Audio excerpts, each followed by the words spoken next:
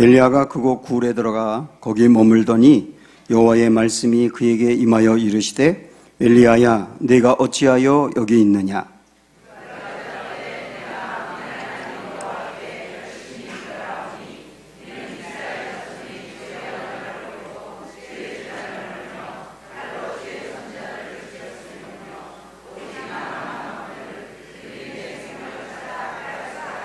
여호와께서 이르시되 너는 나가서 여호와 앞에 서라. 여호와 앞에서 산에 서라 하시더니 여호와께서 지나가시는데 여호와 앞에 크고 강한 바람이 산을 가르고 바위를 부수나 바람 가운데에 여호와께서 계시지 아니하며 바람 후에 지진이 있으나 지진 가운데에도 여호와께서 계시지 아니하며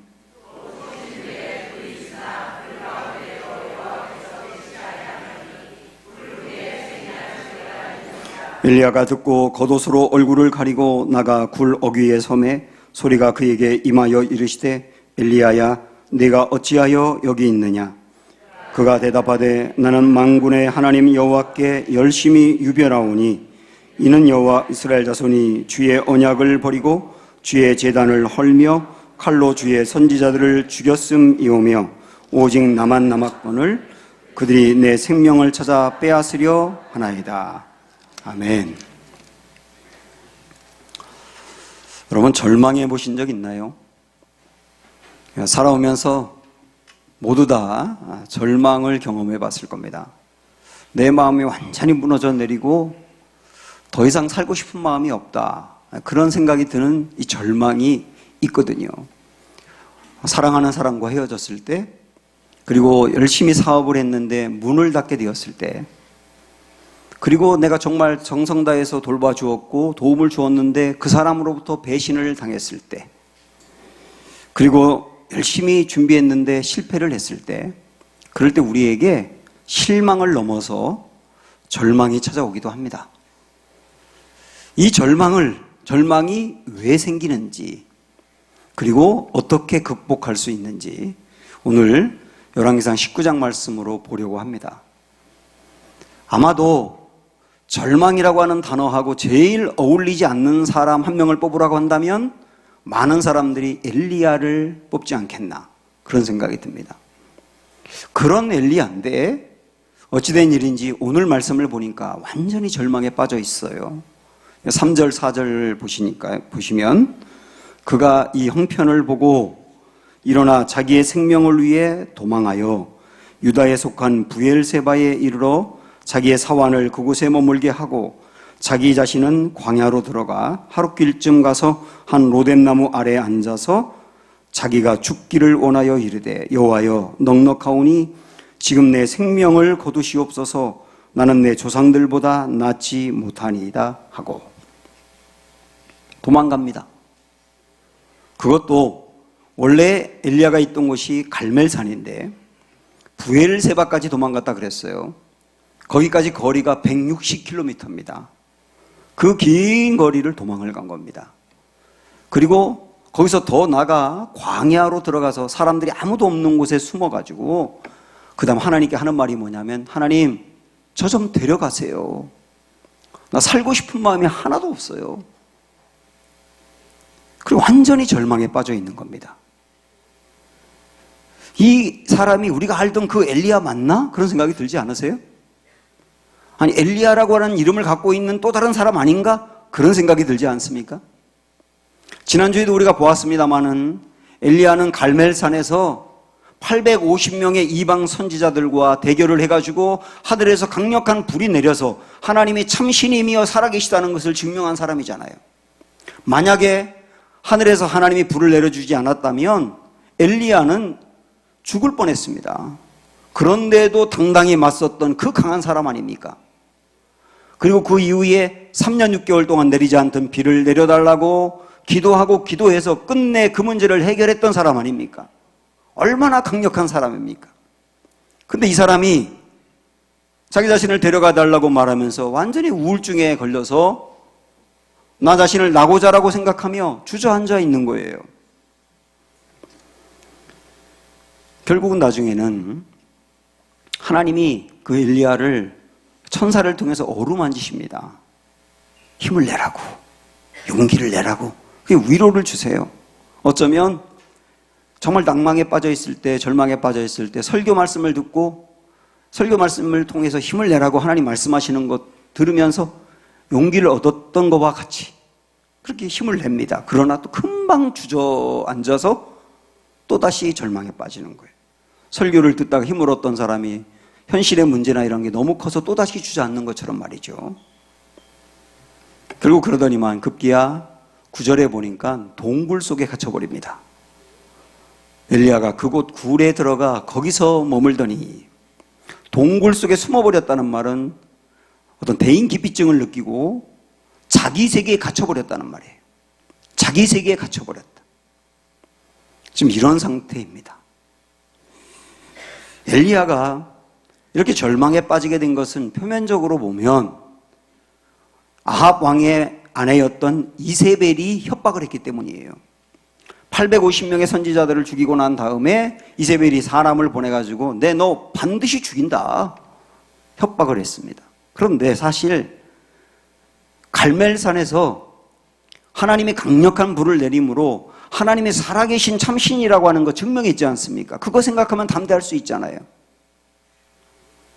그리고 게다가 지금 이세벨이 엘리야를 협박하는 것은 정말 죽이겠다는 게 아니라 이세벨이 되려 엘리야가 무섭기 때문이에요.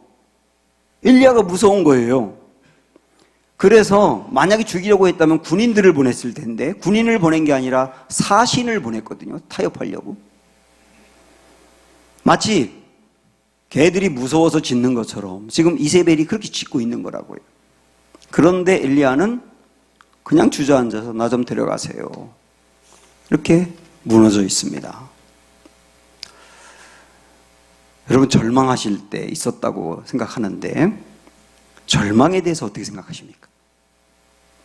절망은 위험한 겁니다. 그리고 극복을 해야 되는 겁니다. 그런데 한편 이런 생각을 해보십시오. 나는 절망할 수 있다. 그런 생각을 해보십시오.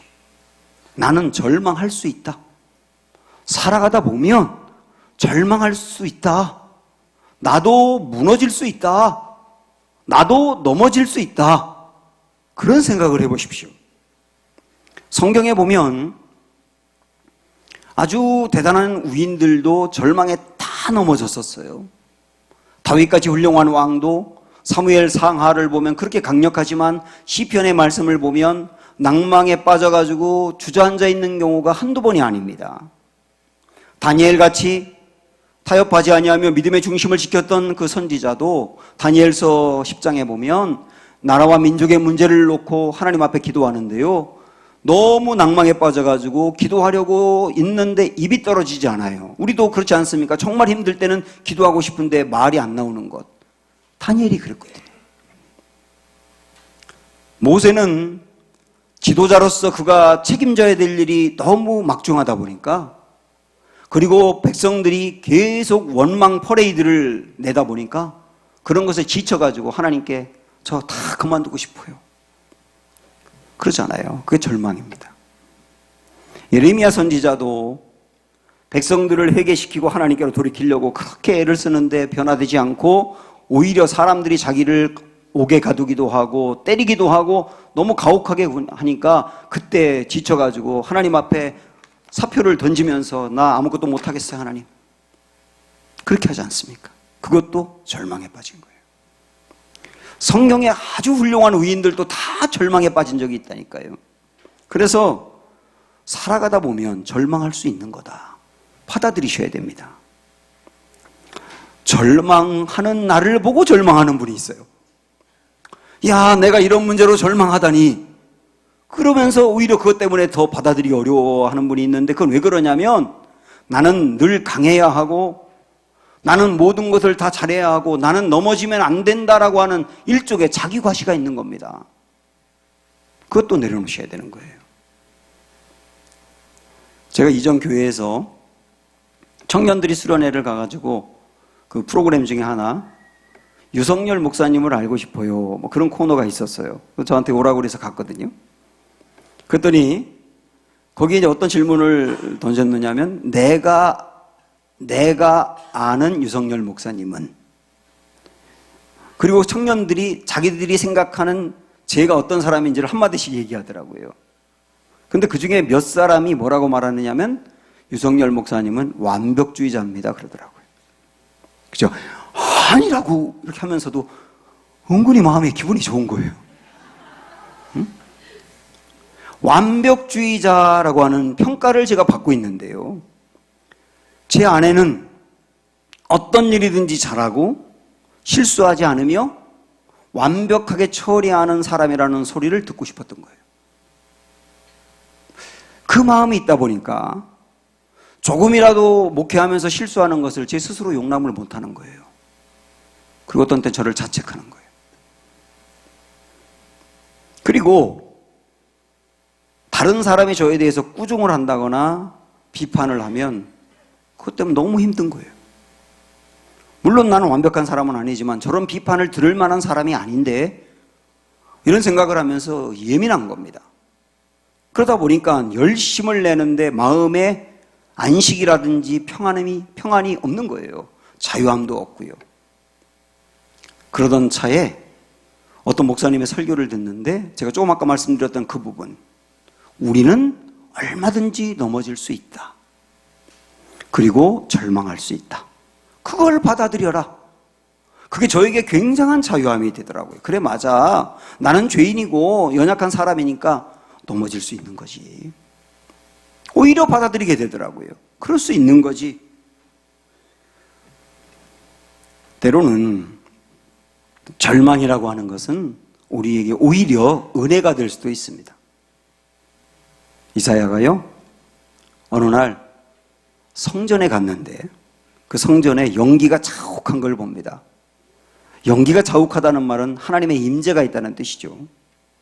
하나님의 임재가 있는 곳에 갔을 때, 왜 그렇지 않습니까? 선명하게 햇빛이 비치는 곳에 가면 미세한 먼지까지도 보이는 것처럼, 하나님의 그 빛 안에 들어간 이사야는 자기의 죄가 보인 거예요. 야, 내가 얼마나 큰 죄인인지 그게 보이게 된 겁니다. 그래서 이렇게 그가 고백을 하거든요. 화로다 나여 망하게 되었도다. 특별히 나는 입술이 부정한 사람이다. 이렇게 고백을 합니다. 화로다 나여 망하게 되었도다. 그 말은 뭐냐면 절망한 거예요. 나 자신에 대해서 절망한 거예요. 나는 괜찮은 사람인 줄 알았는데 내 주변에 있는 사람들이 이사야, 당신은 깨끗하고 괜찮은 사람이야. 그래서 그런 줄 알았는데 하나님 앞에 딱 갔을 때 내 죄가 보이고 나의 문제가 보이고 내가 얼마나 형편없는 사람인지 보이면서 절망에 빠진 거예요. 이런 절망을 할 때가 있다니까요. 그런데 그 절망이 있고 난 다음에 이사야가 하나님 앞에 회개하고, 그리고 하나님께서 그 죄를 용서해 주시는 은혜를 경험하고, 그리고 그날 오히려 선지자로 부름을 받아요. 절망했던 그날 하나님의 선지자로 부름을 받는다고요.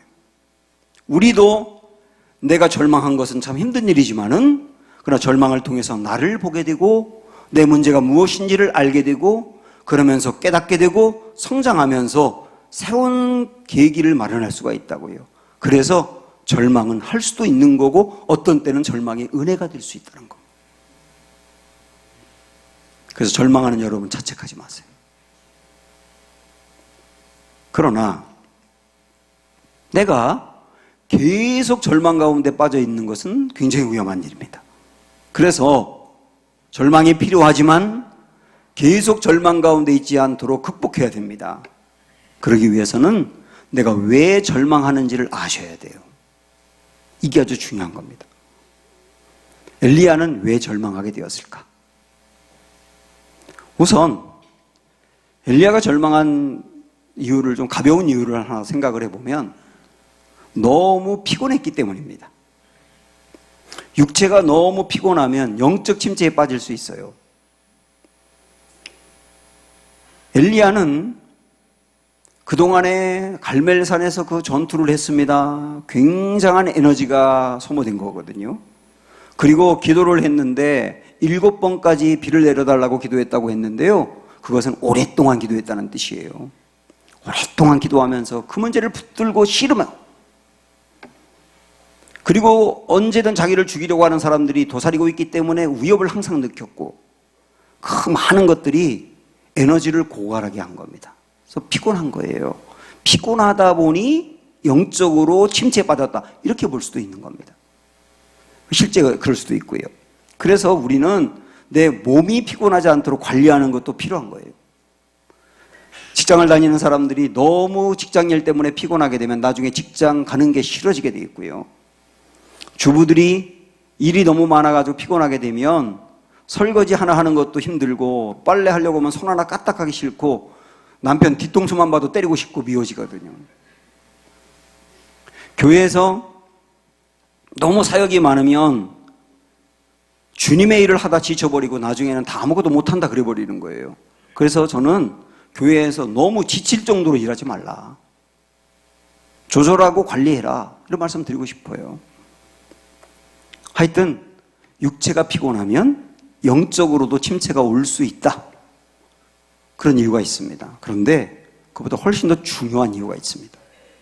왜 엘리야는 절망에 빠졌는가? 절망에 빠지는 것은 하나의 이유 때문이 아니라 몇 가지가 복합적으로 있을 수 있는데요. 그 중에 아주 중요한 게 뭐냐면 엘리야 안에 있는 자기 그림 때문입니다. 자기 그림. 이 자기 그림이라는 게 뭐냐? 하나님이 엘리야에게 그려준 그림이 아니라 자기 스스로 이래야 된다고 그린 그림이에요. 엘리야가 갈멜산에서 승리했지 않습니까? 그래서 하나님이 살아계신 분임을 증명했고, 그리고 참신인 것을 증명했잖아요.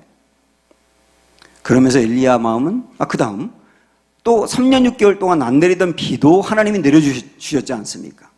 자, 그 다음에 엘리야 마음에 이런 게 있는 거예요.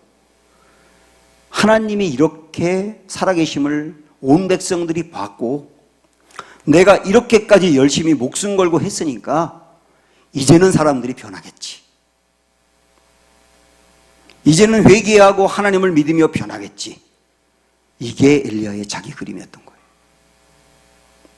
그런데 그의 기대와 달리 아합은 늘 그 모양이고, 그의 아내 이세벨은 오히려 자기를 죽이겠다고 협박하고, 백성들은 갈멜살에 불이 내린 것을 보면서 하나님 앞에 회개도 하고 하나님을 찬송한다고 했지만 그때뿐이고 되돌아서지 않는 거예요. 결국 아무 일도 일어나지 않은 거예요. 그러니까 그때 절망에 빠진 거예요. 자기 그림 때문에 절망에 빠진 거라고요. 이래야 된다고 하는 자기 기준과 자기 그림, 그대로 안 됐을 때 절망, 이렇게 된 거라니까요. 4절에 보면 엘리야 안에 있는 어떤 잘못된 그림이 무엇인지를 볼 수 있어요. 보세요. 4절. 자기 자신은 광야로 들어가 하룻길쯤 가서 한 로뎀나무 아래에 앉아서 거기서 자기가 죽기를 원하여 이르되, 여호와여 넉넉하오니 지금 내 생명을 거두시옵소서. 그 다음 뭐라고 말하냐면, 나는 내 조상들보다 낫지 못하니이다. 여러분, 이 마지막 부분을 생각을 해보세요. 이게 무슨 말일 것 같습니까? 엘리야가 절망하면서 하는 말이거든요. 나는 내 조상들보다 낫지 못하네요. 여기서 말하는 조상이란 누구를 말하느냐면 이전 선지자들을 말하는 거예요.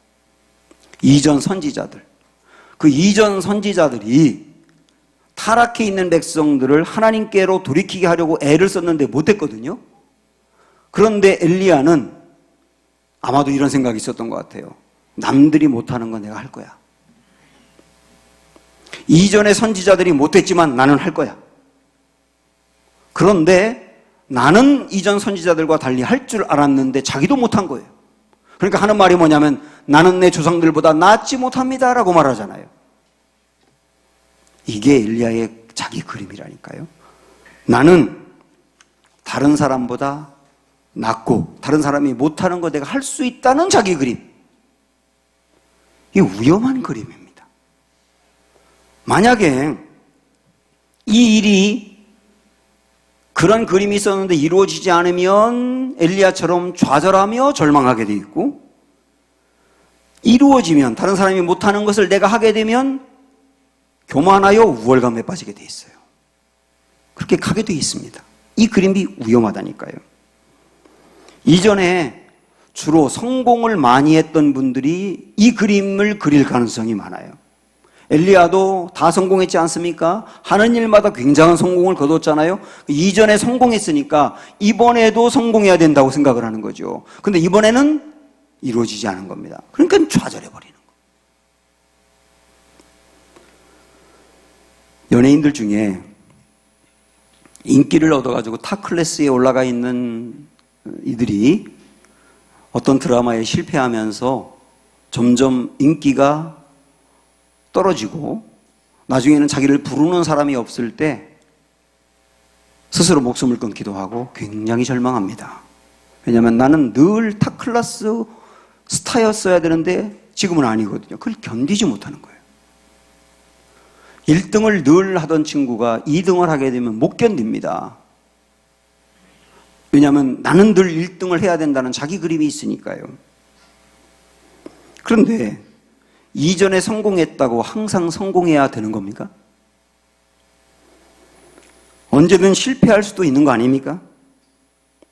그것을 받아들이는 게 중요하다니까요. 또 하나, 엘리야 안에 있는 자기 그림을 볼까요? 9절 10절에 보면 엘리야가 그곳 굴에 들어가 거기서 머물더니 여호와의 말씀이 그에게 임하여 이르시되 엘리야야 네가 어찌하여 여기 있느냐 하라고 굴 속에 있는 엘리야에게 물으니까 그가 그 다음에 대답한 것을 보세요. 그가 대답하되 내가 만군의 하나님 여호와께 열심히 유별하오니 이랬습니다. 뒤 읽지 않아도 괜찮아요. 열심히 유별하오니, 이 말은 뭐겠습니까? 하나님 아시잖아요. 제가 유별나게 열심을 했잖아요. 진짜 그랬지 않습니까? 엘리야 스토리 아는 분들은 하나님이 엘리야에게 너 그리 시냇가로 가서 내가 부를 때까지 거기 머물러, 아무것도 안 하면서 거기 머물러 갈 때까지 그냥 머물고, 너 사르밧 과부의 집에 가서 살아, 그러니까 그 집에 가서 붙어 살고 그대로 순종했고, 갈멜산으로 가서 싸워, 그러니까 가서 싸웠고, 비를 내려줄 테니 기도해 하니까 기도했고. 엘리야는 하나님이 시키는 그대로 다 했거든요. 정말 열심히 유별났습니다. 그러면서 엘리야 마음 안에 이런 그림이 생긴 거예요. 내가 이만큼 열심을 내었으니까 그 열심을 낸 만큼 이 정도 결과가 나와야 됩니다. 그게 엘리야의 그림이었던 거예요. 저와 여러분도 이런 그림 많지 않습니까? 내가 회사에서든 교회에서든 어디서든 내가 이만큼 열심을 했으면 내가 이만큼 받아야 된다. 그 자기 그림인데요. 그 그림대로 되지 않을 때 절망하게 된다. 제가 부목사로 서울에서 6년 동안 있었는데 그때 한때 제가 절망에 빠진 적이 있습니다. 저희 학번에서 군목으로 간 사람이 9명이 있어요. 저 포함해서. 그런데 8명의 친구들은 40살이 되기 전에 어엿한 교회에 담임 목사가 거의 다 됐어요. 저는 그때까지 부목사로 있었어요. 그때 청년부가 꽤 부흥을 해가지고 감리교회에서 그 교회 청년부가 알려져서 제가 여기저기 다니면서 청년부 부흥에 대해서 강의를 했고요. 그리고 여러 교회 집회를 다니고 그랬어요. 그래서 저도 나름대로 유명세를 타고 있었습니다. 그런데 담임 목사 길은 열리지 않더라고요. 그러던 어느 날 순간적으로 제 마음에 밀려오는 생각이 뭐냐면, 야, 내가 이 정도로 열심을 내는데 하나님이 길을 열어주시지 않네. 그런 생각이 제 마음에 밀려오면서 절망이 생기는 거예요. 저는 새벽 기도 가는 시간이 출근이었어요. 교회에서 제가 사는 사택까지 10m밖에 안 됐습니다. 그런데 저는 아침에 도시락을 싸갔어요. 집에 가서 밥 먹으면 눌러 앉을까봐. 그 새벽 기도 나가는 시간이 일의 시작이에요. 그리고 밤 늦게까지 하고 집에 돌아오고 제 아이들과 제 아내는 아예 뒤로 밀어놓고 청년부를 위해서, 청년부 부흥을 위해서 그렇게 더 이상 열심히 할 수 없을 정도로 열심을 냈어요. 이 정도 열심을 냈는데 그럼 하나님이 길을 열어주셔야지, 그런 생각이 제 안에 가득했던 거예요. 그러다 보니까 그렇게 안 될 때 절망하고요. 그리고 담임 목사하고 있는 친구들 만나고 오는 날은 그렇게 기분이 나쁠 수가 없는 거예요. 나중에 제가 알았습니다. 자, 내 그림이 있었구나. 제 스스로 적어도 40살이 되기 전까지는 담임 목사로 가야 돼. 이게 제 그림이었던 거예요. 하나님이 그러라고 했나? 제 스스로 그 그림을 그려놓고 그대로 안 되니까 실망하고 절망해서 열심히 하면 뭐해? 잃어버리는 거예요. 교회 다니는 분들 중에 화를 내는 분이 있어요. 교회에서. 왜 화가 나는지 아세요? 하나님의 뜻이 이루어지지 않아서 화내는 줄 아십니까? 전 지금까지 목회하면서 하나님의 뜻이 이루어지지 않았다고 막 화를 내는 사람이 본 적이 없어요. 하나님의 뜻이라고 여기는 자기의 뜻이 이루어지지 않아서 그래. 막 화를 내는 거예요.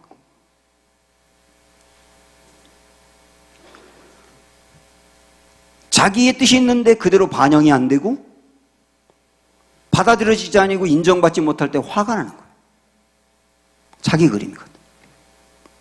교회는 이러해야 된다라고 자꾸 말하는 사람이 있어요. 그게 객관적입니까? 모두 다 그렇게 생각합니까? 아니거든요. 교회를 나온 지 얼마 안 된 분들은 그런 그림이 없어요. 근데 교회를 오래 다닌 분들은 경험하고 자기 알고 그러는 것이 토대가 되어서 자기 나름대로 그림이 있어요. 교회는 이러해야 돼. 근데 그대로 안 되면 교회 틀렸다고 말하면서 비판하는 거예요. 자기 그림이라니까요. 자기 그림이 있는 사람은 염려와 걱정에 빠지기가 쉽습니다. 여러분, 이런 그림이 있는 거 혹시 여러분은 아닌지 한번 생각해 보세요. 우리 집은 이 정도 돈이 있어야 돼. 이 정도 돈이 있어야 돼. 라고 하는 거, 그런 그림은 여러분 없으십니까? 그 정도 채워지지 않을 때 굉장히 불안해하고 조급해하고 그런 거 없습니까? 우리 집은 이 정도 평수의 아파트가 돼야 돼. 그런 생각 없어요? 한 40평 정도 살던 분이 가정이 어려워지고 그래서 25평 정도로 이사했다고 하면 그럴 때 40평에서 25평으로 갔거든요. 그때 주위에 있는 사람들이 어느 아파트 사세요? 그러면 스트레스 받아요. 집에 놀러 갈게요? 그러면 막 굉장히 부끄러워하고. 자기 그림이 있는 거예요. 난 이 정도 살아야 된다고 하는 그림. 내 자녀에 대해서 우리 아이는 이 정도로 성적이 나와야 되고, 이 정도 대학에 가야 되고, 이 정도 직장에 들어가야 되고, 그 다음에 이 정도 사람하고 결혼해서 행복하게 살아야 돼. 그런 그림 없어요? 그런 그림을 그렸는데 그대로 안 되면 우리 아이가 뒤떨어진 것 같고, 우리 아이가 못 간 곳에 그 다른 아이가 가면 그 아이 앞에서 열등감을 느끼게. 그것도 자기 그림 아닙니까? 교회 안에서 내가 이 정도 대우를 받아야 돼. 이런 자기 그림이 있고, 직장 안에서도 이 정도 대우를 받아야 돼. 라고 하는 자기 그림도 있어요. 그 그림대로 안 될 때 화가 나든지 절망하든지 뛰쳐나오든지 그런 일이 있는 거예요. 이 그림은 하나님이 그려주신 건가요? 여러분이 그리신 건가요? 남과 비교하면서 내가 그렸을 가능성이 많은 거예요. 살다 보면 성공할 때가 있고 실패할 때도 있는 겁니다. 이건 현실이잖아요. 부유할 때가 있는가 하면 어려울 때도 있지 않습니까? 사업이 잘 될 때가 있는가 하면 꼬일 때가 있잖아요. 물론 그 반대도 있고요. 승진할 때가 있는가 하면 미끄러질 때도 있는 거잖아요. 명예롭게 직장에 들어갈 때가 있는가 하면 때로는 불명예스럽게 그만두어야 될 때도 있을 수 있는 거예요. 1등 할 때가 있는가 하면 나보다 앞서는 아이가 있을 수도 있는 거잖아요. 이건 제 말이 아니고 하나님의 말씀이에요. 전도서 7장 14절에서 그랬지 않습니까? 형통한 날에는 기뻐하고 공고한 날에는 되돌아보아라. 이 두 가지가 뭡니까? 형통한 날과 공고한 날, 이 두 가지를 하나님이 병행하게 하셨답니다. 우리 인생에 하나님이 병행하게 하사 사람이 그의 장래일을 능히 헤아려 알지 못하게 하셨느니라. 공고한 날, 형통한 날만 계속되면 교만에 빠져가지고 내 미래도 잘 될 거라고 생각하면서 하나님 의지하지 않고, 공고한 날만 계속되면 절망에 빠져가지고 내 미래고 뭐고 다 틀렸다고 생각하고 주저앉아 있을 거 아닙니까? 하나님은 이 두 가지를 우리 인생에 병행하게 하신대요. 그게 현실이라고요. 결국 엘리야의 문제, 어쩌면 우리의 문제는, 절망에 빠진 문제는 자기 그림 때문이 아닌가 하는 거죠. 그러면 이제 이 절망에서 벗어나는 길은 뭘까요? 답은 간단합니다. 자기 그림을 찢으면 됩니다. 엘리야가 지금 동굴에 갇혀 있다고 아까 말씀드렸잖아요. 동굴 안에 있습니다. 하나님은 동굴 안에 갇혀 있는 엘리야를 거기서 꺼내십니다. 보세요. 말씀 보시면 여호와께서 이르시되 너는 나가서 여호와 앞에 산에 서라. 나가서, 어디서 나가서? 동굴에서 나가서. 또 동굴에서 나가. 여기 동굴은 자기 그림을 가지고 갇혀 있는 동굴이에요. 그 자기 그림을 갖고 갇혀 있는 동굴에서 나가. 그 말은 뭐냐면 너 자기 그림을 찢어버리고 동굴에서 나가야 돼. 자기 세계에서 나가야 돼. 그러는 거예요. 그 다음 13절에 보면 엘리야가 듣고 겉옷으로 얼굴을 가리고 나가 굴 어귀에 섰다고 나오지 않습니까? 굴 앞에까지 다 나간 거예요. 이제는 자기 그림을 찢어버리고 탈출해 가는 거예요. 하나님이 어떤 방법으로 이제 굴에서 나오게 하면서 이 엘리야를 다스려 가시는지 보실까요? 엘리야에게 이 유명한 말씀을 주셨는데, 여호와께서 이르시되 너는 나가서 여호와 앞에서 산에 서라 하시더니 여호와께서 지나가시는데, 여호와 앞에서 지금부터 세 가지를 보셔야 됩니다. 첫 번째는 크고 강한 바람이 산을 가르고 바위를 부수나, 얼마나 강력한 바람인지 바위까지 부쉈답니다. 그런 바람이 불었어요. 그러나 바람 가운데 여호와께서 계시지 않았답니다. 그 다음에 바람 후에 두 번째 지진이 있으나 지진 가운데에도 여호와께서 계시지 아니하며, 또 지진 후에 불이 있으나 불 가운데도 여호와가 계시지 않았다. 바람과 지진과 불, 강력한 겁니다. 그런데 거기에 여호와가 계시지 않았답니다. 여러분, 이게 무엇을 의미하겠어요? 엘리야가 갇혀있는 자기 그림이 뭐라고 말했습니까? 갈멜산에서 이 강력한 일이 있었으니까, 이 강력한 일을 경험했으니까 사람들이 변해서 하나님을 잘 믿겠지. 이게 그의 그림이었다고 그랬잖아요. 근데 하나님이 말씀하시는 거예요. 너 갈멜산에서 강력하게 경험했던 게 바람과 지진과 불인 거야. 너 바람과 지진과 불 같은 강력한 게 있으면 변할 거라고 생각했지. 근데 거기 하나님 계시지 않았다 그랬잖아. 꼭 그런 방법으로 변하는 게 아니야. 내 그림 찢어버려. 내가 그렇게 열심을 내면 내가 이만큼 열심을 냈으니까 이만한 결과가 나오겠지 라고 하는 그림도 찢어버려. 꼭 그렇게 되는 게 아니야. 열심을 내지만 열심의 결과가 반드시 그만큼 나오는 게 아닐 수도 있는 거야. 그걸 받아들이며 찢어버려 라고 말씀하시는 거예요. 그리고 그 다음에 엘리야의 그림을 찢어버리라고 하고 하나님의 그림을 보여주세요. 그 하나님의 그림이 또 유명한 말씀이죠. 보세요. 또 지진 위에 불이 있으나 불 가운데에도 여호와께서 계시지 아니하더니 불 후에 세미한 소리가 있는지라 엘리야가 듣고 겉옷으로 얼굴을 가렸다고 나오잖아요. 겉옷으로 얼굴을 가렸다는 말은 거기에 여호와의 임재가 있다는 뜻입니다. 그러니까 바람과 지진과 불 가운데 하나님이 계시지 않았는데 이번에 세미한 소리 가운데는 하나님이 계시다는 뜻이에요. 그 세미한 소리로 뭔가 알려주신 거예요. 그게 하나님의 그림이에요.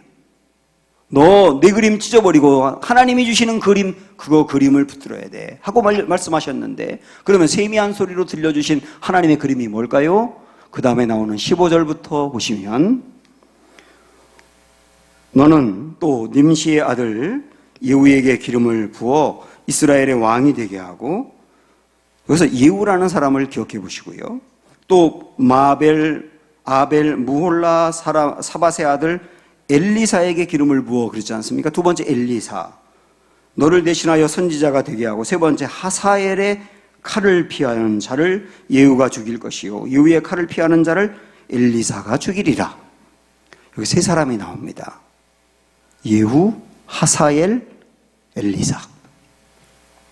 이게 무슨 말이냐면, 엘리야야, 너 갈멜산에 그래 강력한 불이 임하면 이스라엘 백성들이 다 변하고 새로워질 거라고 생각을 했지. 근데 안 됐지. 그래서 너 절망했지. 앞으로 내가 하는 일을 너 볼 거야. 응? 내가 하는 일을 볼 거야. 내가 하는 일은 내가 예상하지 못한 일이야. 하사엘이 누구냐면 이스라엘의 왕이 아니고 이스라엘 위쪽에 있는 지금의 시리아 땅인 아람의 왕이 될 사람이거든요. 그 아람의 왕이 될 사람 하사엘을 통하여 이 민족을 새롭게 할 거야. 엘리야는 전혀 생각 못했는데. 그 다음에 예후라고 하는 사람을 얘기했는데요, 이 예후도 왕이 될 사람이 아니거든요. 근데 예후를 통해서 이 민족 새롭게 할게. 참 놀라운 것은 그 이후에 하사엘과 예후를 통해서 그 악한 아합의 가문들이 다 죽고 이스라엘이 새롭게 됩니다. 그러니까 이스라엘이 새롭게 되는 일을 엘리야가 생각지도 못했던 하나님의 방법대로 하시겠다는 거고 실제 하신 거예요. 그걸 붙들라는 거예요. 너 내 그림대로가 아니라 하나님에게는 그림이 있어. 그 그림대로 될 거라는 거 기대해. 그래서 내 것대로 안 됐다고 절망하지 마. 하나님의 그림대로 될 거야. 그거 붙들어. 그렇게 말씀하시는 거예요. 그리고 엘리야는 자기가 뭔가 이 민족을 바꾸겠다고 했잖아요. 자기가 조상들보다 더 나을 거라고 생각하고 조상들이 못하는 거 내가 할 거라고 생각했는데, 하나님 말씀은 뭐냐면 네가 할 수 있는 일은 있고 내가 못하는 일을 엘리사가 할 거야. 그러는 거예요. 내가 꼭 다 안다고 생각하지 마. 내가 할 수 있는 것까지만 하고 안 되는 건 또 다른 사람이 하는 거야. 그래서 하나님의 일은 계속되는 거야. 그렇게 말씀하시는 거예요. 꼭 내가 하는 게 아닐 수도 있다는 거. 그러나 하나님의 일은 계속된다는 거. 그러면서 마지막에 18절에 보니까, 그러나 내가 이스라엘 가운데에 7,000명을 남기리니 다 바알에게 무릎을 꿇지 아니하고 다 바알에게 입맞추지 아니한 자니라. 이 7,000명이 누구냐면, 엘리야는 그렇게 생각했어요. 모두 다 바알에게 무너지고 나 혼자만 남았다 그랬지 않습니까? 그런데 하나님 말씀이 뭐냐면 너 혼자 아니야. 7,000명이 있어. 너 혼자만이 아니야. 7,000명이 있어. 내가 그들을 남겨두었어. 그러니까 절망하지 마. 내 그림 찢어버리고 하나님 그림 붙들어.